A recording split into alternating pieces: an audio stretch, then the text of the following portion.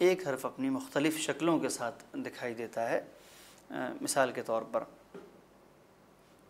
हम एक हे को ले लेते हैं कि जो है मुख्तलिफ़ अंदाज़ में हमको दिखती है, यानी उस हे के अलावा के जो हे हुक्के वाली है, जो बड़ी हे कहलाती है हमारे उर्दू ज़बान में समझाने के लिए, उसके अलावा जो दूसरी हे है उसकी कई शक्लें हमें वो फ़ारसी ज़बान में ख़ासकर नविश्तारी शक्ल में दिखाई देती है। जिसमें एक मिसाल जो पहली है वो है कि यह है कि हे दिखता है, फिर उसको एक दो चश्मी है की शक्ल में दिखाई देता है। फिर जब वो दरमियान में आता है, यानी बीच में जब लफ्ज़ के आता है, तो उस हे की एक दूसरी शक्ल हो जाती है। और जब वो किसी लफ्ज़ के आखिर में वही हे आती है तो उसी हे की एक और शक्ल हो जाती है। मगर उस हे की एक फ़ाइनल और सबसे बुनियादी और असली जो शक्ल है वो एक बिल्कुल गोल दायरे की है कि जो हे की शक्ल में जाना जाता है। इस हे को हम बतौर मिसाल जब देखते हैं तो मसलन अगर मीम के साथ इस्तेमाल हुआ है तो हम कहलाता है कि जब वो अपने पूरे शेप में है, जब वो अपनी पूरी शक्ल के साथ है।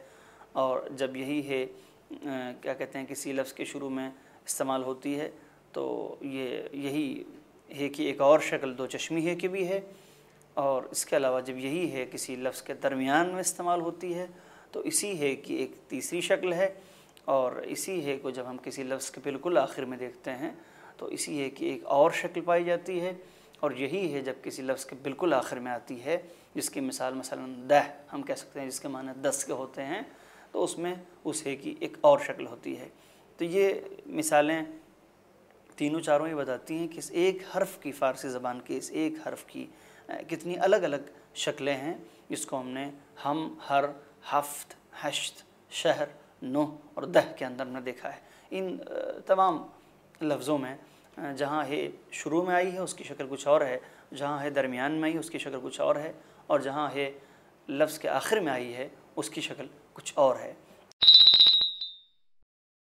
शहर, श आ हे र, हफ्त, हे आ फ त, हश्त, हे आ श त, हश्त, शहर, श आ हे र, हफ्त, हे आ फ त, हश्त, हे आ श त, हश्त।